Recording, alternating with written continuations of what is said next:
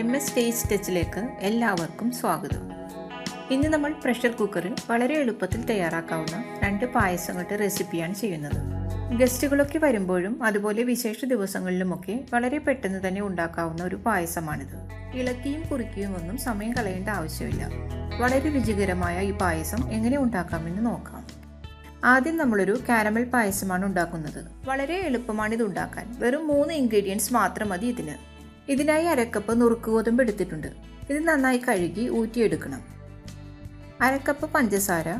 ഓരോരുത്തരുടെയും ഇഷ്ടത്തിനനുസരിച്ച് പഞ്ചസാരയുടെ അളവിൽ മാറ്റം വരുത്താം.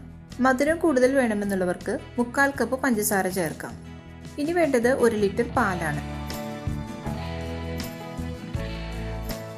അടുപ്പിലൊരു കുക്കർ വെച്ചിട്ടുണ്ട്. പായസം ഉണ്ടാക്കുമ്പോൾ ഒരു വലിയ കുക്കർ തന്നെ എടുക്കണം. ഞാൻ 5.5 ലിറ്ററിൻ്റെ കുക്കറാണ് എടുത്തിരിക്കുന്നത്.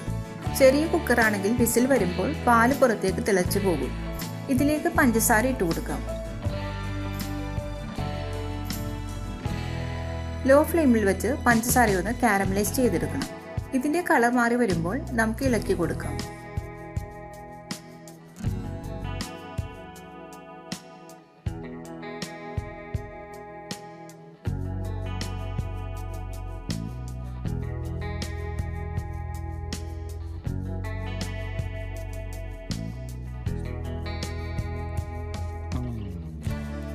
ഇപ്പോൾ ഇതൊരു ഗോൾഡൻ ബ്രൗൺ കളർ ആയിട്ടുണ്ട്. അധികം ബ്രൗൺ കളർ ആകേണ്ട, അപ്പോൾ ഒരു കയ്പ്പ് രസം വരും. ഇനി ഇതിലേക്ക് പാലൊഴിച്ചു കൊടുക്കാം. പാലൊഴിക്കുമ്പോൾ പഞ്ചസാര നല്ല കട്ടിയായി വരും. പാല് ചൂടായി വരുമ്പോൾ ഇത് മെൽറ്റ് ആയിക്കോളും.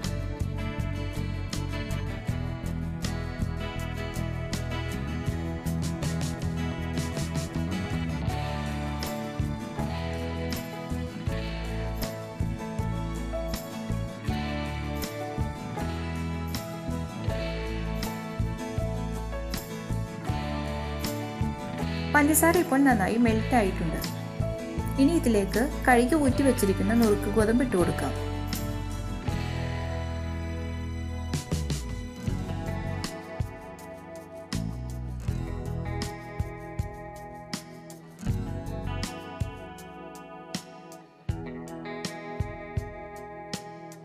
ഇനി ഇത് അടച്ചു വെച്ച് ലോ ഫ്ലെയിമിൽ വെച്ച് വേവിക്കണം. 6 വിസിൽ വരുമ്പോൾ നമുക്ക് ഫ്ലെയിം ഓഫ് ആക്കാം. ഇതിൻ്റെ സ്റ്റീമൊക്കെ നന്നായി പോയതിന് ശേഷം വേണം കുക്കർ തുറന്ന് നോക്കാൻ.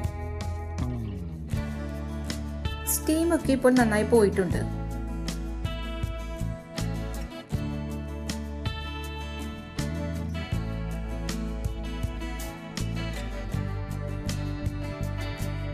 പായസം നല്ല പാകത്തിന് കുറുകി വന്നിട്ടുണ്ട്. ഇനി നമുക്കിതൊരു ബൗളിലേക്ക് മാറ്റാം.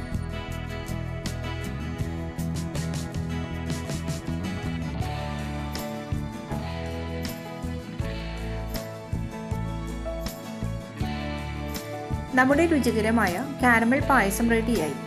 ഇനി നമുക്ക് അടുത്ത പായസം തയ്യാറാക്കാം. ഞാനൊരു സേമിയ പായസമാണ് ഉണ്ടാക്കുന്നത്. കുക്കറിൽ വളരെ എളുപ്പത്തിൽ തന്നെ ഇത് നമുക്ക് തയ്യാറാക്കി എടുക്കാം. കുക്കറിലേക്ക് 1 ടേബിൾ സ്പൂൺ നെയ്യ് ഒഴിച്ചു കൊടുക്കാം. 2 ടേബിൾ സ്പൂൺ കാഷ്യൂനട്ട്സ് ഇട്ടൊന്ന് ഫ്രൈ ചെയ്തെടുക്കണം.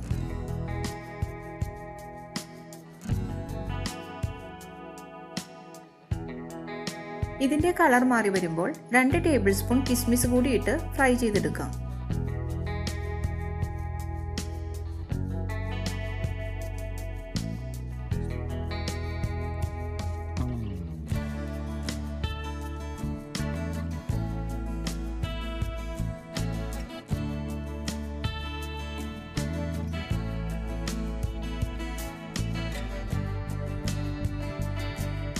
ഇനി ഈ നെയ്യിലേക്ക് തന്നെ 1/2 കപ്പ് സേമിയ ഇട്ട് കൊടുക്കാം.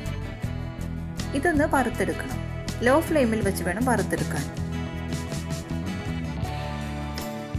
ഇതൊരു ഗോൾഡൻ കളർ ആയിട്ടുണ്ട്. ഇതിലേക്ക് 3.5 കപ്പ് പാലൊഴിച്ചു കൊടുക്കാം. 3 കപ്പ് പാലും 1/2 കപ്പ് വെള്ളവും ചേർത്താലും മതി. ഞാനിപ്പോൾ പാല് തന്നെയാണ് ചേർക്കുന്നത്. ഇനി 1/2 കപ്പ് പഞ്ചസാര ഇടാം. 1/2 ടീസ്പൂൺ ഏലക്കാപ്പൊടി ചേർക്കാം. എല്ലാം കൂടി ഒന്ന് മിക്സ് ചെയ്ത് കൊടുക്കണം.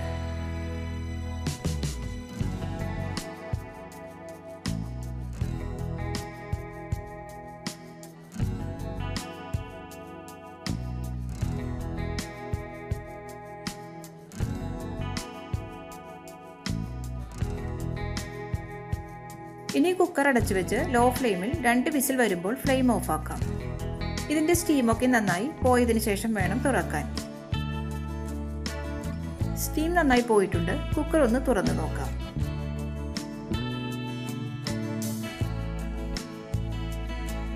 നമ്മുടെ പായസം ഇപ്പോൾ റെഡി ആയിട്ടുണ്ട്. ഇത് നന്നായിട്ടൊന്ന് ഇളക്കി കൊടുക്കാം.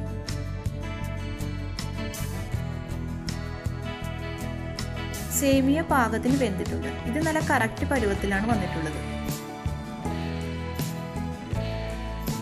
ഇനി ഫ്രൈ ചെയ്ത് വെച്ച കാഷ്യൂ നട്ട്സും കിസ്മിസും ഇട്ട് കൊടുക്കാം.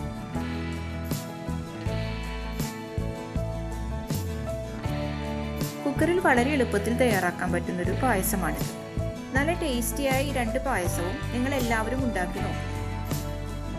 ഈ വീഡിയോ ഇഷ്ടപ്പെട്ടാൽ ലൈക്ക് ചെയ്യാനും ഷെയർ ചെയ്യാനും സബ്സ്ക്രൈബ് ചെയ്യാനും മറക്കരുത്. Thank you.